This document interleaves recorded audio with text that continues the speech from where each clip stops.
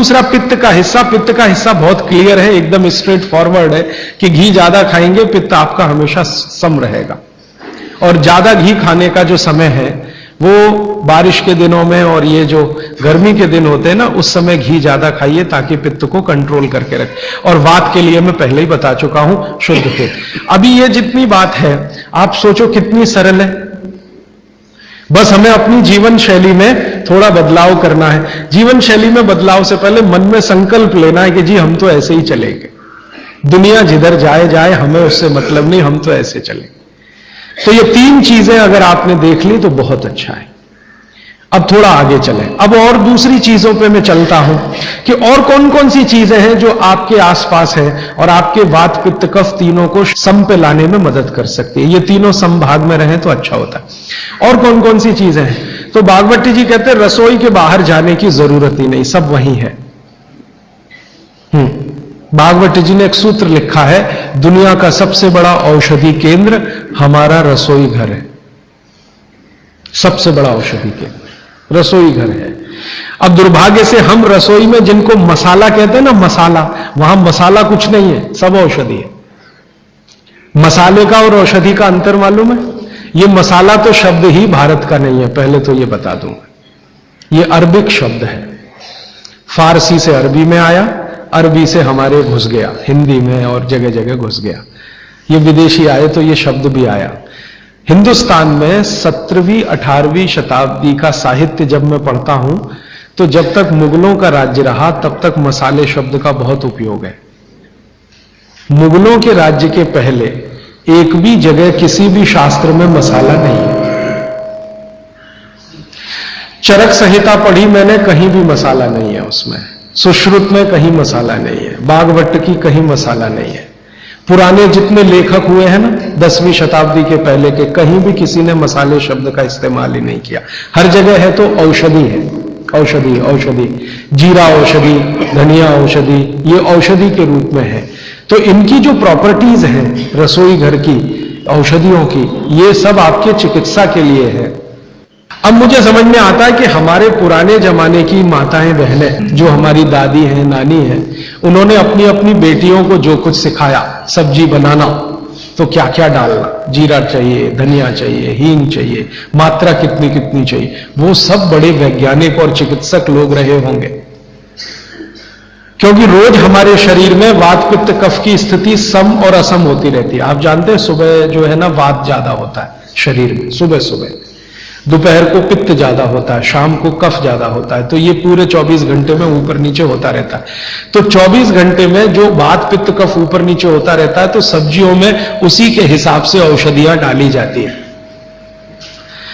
जैसे दोपहर की सब्जी बने, दोपहर की, तो मेरी दादी को मैंने देखा था कि दोपहर की सब्जी बनाएगी तो अजवाइन जरूर डालेगी उसमें, और वही सब्जी रात को बनाती थी तो अजवाइन नहीं डालती थी। तो एक दिन मैंने दादी से पूछा कि यही सब्जी दोपहर को मैंने खाई तो इसमें अजवाइन थी, शाम को खाई तो नहीं, क्यों? तो उसने उत्तर तो नहीं दिया। तो उसने कहा मेरी मां ने ऐसा सिखाया। बस बात खत्म हो गई।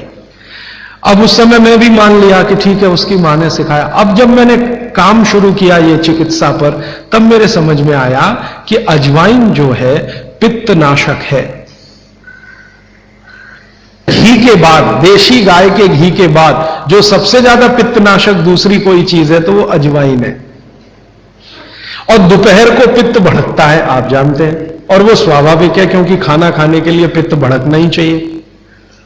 तो उस समय अजवाइन डाली जाती है सब्जी में, क्योंकि दोपहर को ही शरीर को अजवाइन की जरूरत होती है पित्त को सम पे लाने के लिए।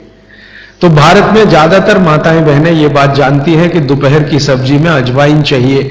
दोपहर का दही है ना, दही का मट्ठा, उसमें भी अजवाइन का बघार लगता है। दोपहर की जितनी भी चीजें हैं ज्यादातर अजवाइन ग्रस्त होती है या अजवाइन से बनती हैं, क्योंकि पित्त को सम पे रखना है।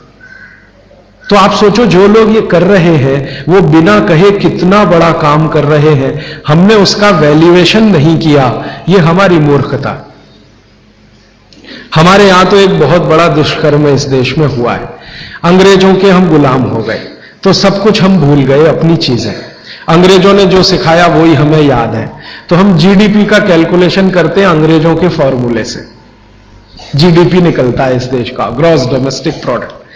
तो मैंने बहुत बार इस देश के अर्थशास्त्रियों से पूछा कि जीडीपी में आप विचित्र विचित्र कैलकुलेशन करते हैं। जैसे भारत की पुलिस है, उस पर जो खर्चा हो रहा है वो जीडीपी का हिस्सा है।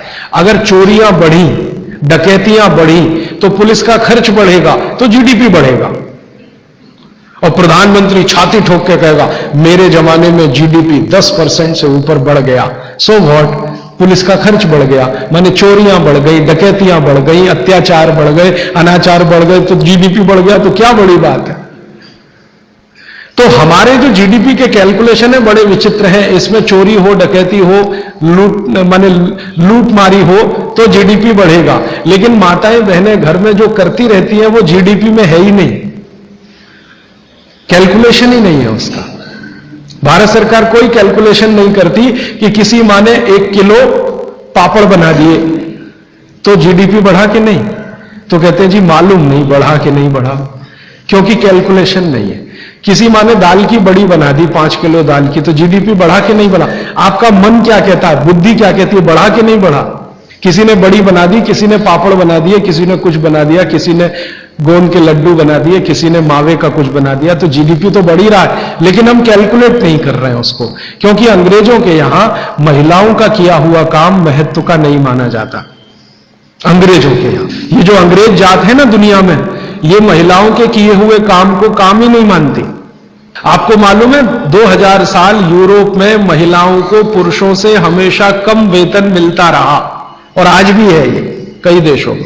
वो मानते ही नहीं कि इनका कोई काम है। क्यों? वो महिलाओं में आत्मा नहीं मानते। हां, यूरोप का सबसे बड़ा दार्शनिक है प्लेटो, वो कहता है कि स्त्रियों में आत्मा ही नहीं होती, आत्मा सिर्फ पुरुषों में होती है। तो स्त्री जो करे वो बेकार है, पुरुष जो करे वो ही अच्छा है। तो उनके यहां से ये कैलकुलेशन हमारे यहां आ गया कि स्त्री कुछ भी करे तो काम ही का नहीं।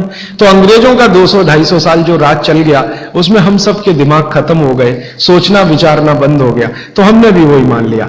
मैं अब इसको बदलना चाहता हूं, और मैं ये समझना चाहता हूं और समझाना चाहता हूं कि स्त्रियां जो कर रही हैं वो किसी डॉक्टर से कम नहीं है।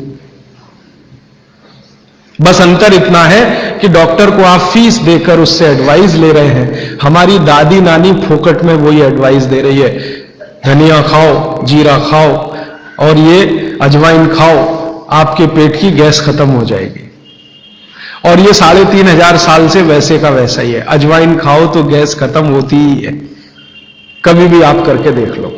आप में से किसी को भी बहुत गैस बनती हो, पेट में एसिडिटी की तकलीफ हो, आज से शुरू कर दो। आप खाना खाया तो उसमें ध्यान रखो अजवाइन ज्यादा रहे, दाल में, सब्जी में, वगैरह वगैरह। और अगर नहीं कर पा रहे हैं तो खाना खत्म करते ही थोड़ी अजवाइन खा लो। अजवाइन ज्यादा तकलीफ ना कर दे, उसका बैलेंस है काले नमक के साथ, तो थोड़ा अजवाइन और काला नमक मिला के हर खाने के बाद खा के देख लो।